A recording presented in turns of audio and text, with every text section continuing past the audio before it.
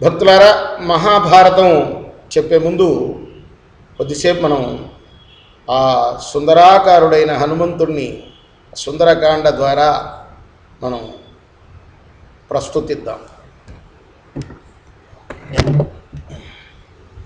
శ్రీ హనుమాను గురుదేవులు నాయద పలికిన సీతారామ కథ, నే పలికెద సీతారామ కథ.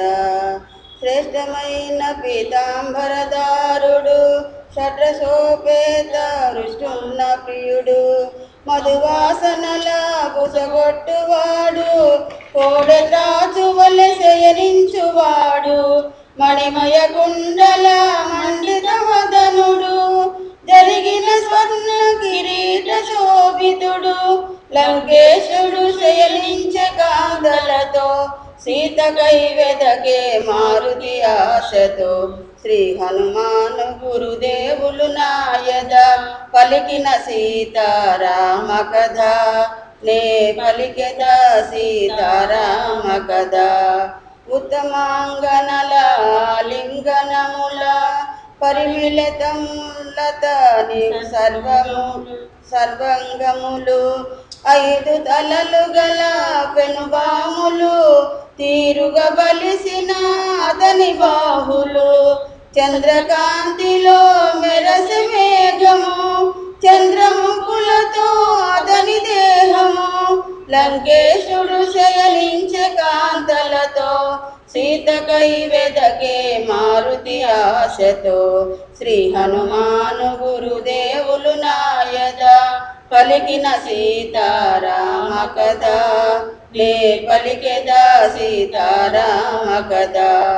వీణా వేణు మృదంగవాద్యముల ఆటల పాటల అలసిన యువతులు, వీణను చేరి నివించుగాయని చుంబనెలు తన ప్రియులే అనుకొని, మరి ఒక జవ్వని పిల్లన ప్రోవిని, మత్తుగా ముద్దుడు మగడే అనుకొని, లంకేశుడు శయనించే కాంతలతో, సీతకై వెదకే మారుతి ఆశతో. శ్రీ హనుమాను గురుదేవులు నాయద పలికిన సీతారామ కథ, నే పలికెద సీతారామ కథ. మదవతి ఒకతే మృదంగమై కొని, మధుర స్వప్నమున మణితమాడును, సుందరాంగి యొక్క వనము చేకొని, శయనించుచు తన ప్రియుని అంకమని, స్వహస్తముల స్తనముల భూని, కిలకిలలాడును కోమలి కలగని, లంకేశుడు శయనించే కాంతలతో, సీతకై వెదకే మారుతి ఆశతో. శ్రీ హనుమాను గురుదేవులు నాయద పలికిన సీతారామ కథ, నే పలికెద సీతారామ కథ. అందొక వంక పర్వంకము చేరి నిదిరించుచుండే దివ్య మనోహరి, నవరత్న ఖచిత భూషణధారిణి, నలువంకలను కాంతి ప్రసారిణి, స్వర్ణదేహిని చారు రూపిణి, రాణులకు రాణి పట్టపురాణి, లంకేశ్వరుని హృదయేశ్వరి, మండోదరి లోకోత్తమ సుందరి. శ్రీ హనుమాను గురుదేవులు నాయద పలికిన సీతారామ కథ, నే పలికెద సీతారామ కథ. మండోదరిని జానకి అనుకొని, ఆడుచు పాడుచు గంతులు పెట్టి, బాలము బట్టి ముద్దులు పెట్టి, నేలను కొట్టి భుజములు దట్టి, స్తంభములెగసి క్రిందకు దుమికి, పల్లటీలు కొట్టి చెంగున చుట్టి, చెంచలమౌకపి స్వభావమును పవనతనయుడు ప్రదర్శన చేసెను. శ్రీ హనుమాను గురుదేవులు నాయద పలికిన సీతారామ కథ, నే పలికెద సీతారామ కథ.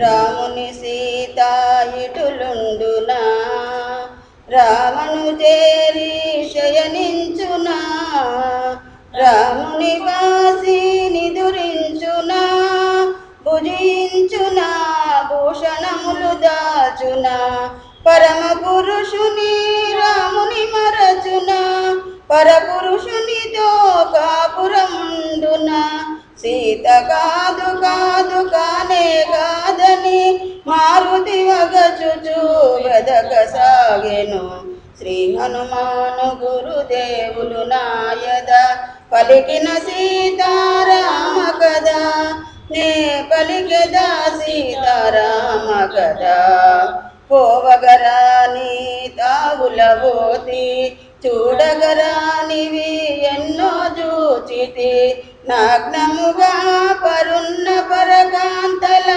పరిశీలనగా పరికించి తిని రతికేలి సలిపి సోలిన రమణుల ఎందెందరినో పొడగాంచి తిని ధర్మముగానని పాపినైతినని పరితాపముతో మారుతి కృంగెను శ్రీ హనుమాను గురుదేవులు నాయద పలికిన సీతారామ కదా నే పలికెదా సీతారామ కదా సుదతుల తోడ సీతయుండగా వారల చూడగా వెదకుటెలాగా మనసున ఏమి వికారము నొందక నిష్కామముగా వివేకము వీడక సీతను వెదకుచూ చూచితి గాని మనసున ఏమి పాపమెరుగనని స్వామి సేవ పరమార్థముగా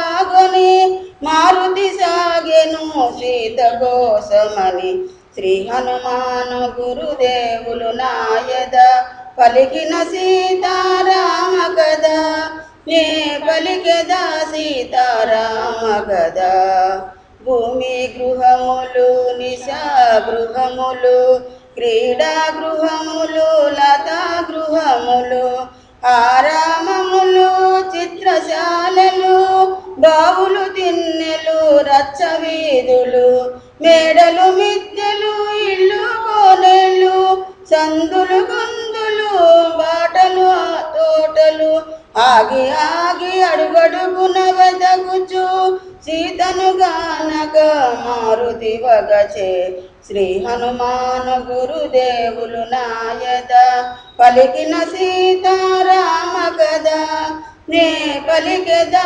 సీతారామ కదా సీతామాత బ్రతికి ఉండును క్రూర రాక్షసుల పాల్పడి ఉండును తాను పొందని సీత ఎందుకని రావణుడే హతమార్చియుండును అని యోచించుచు అంతట వెదకుచు తిరిగిన తావులా తిరిగి తిరుగుచు ఆగి ఆగి అడుగడుగున వెదకుచు సీతను గానక మారుతి వగచే శ్రీ హనుమాను గురుదేవులు నాయద పలికిన సీతారామ కదా నే పలికెదా సీతారామ కదా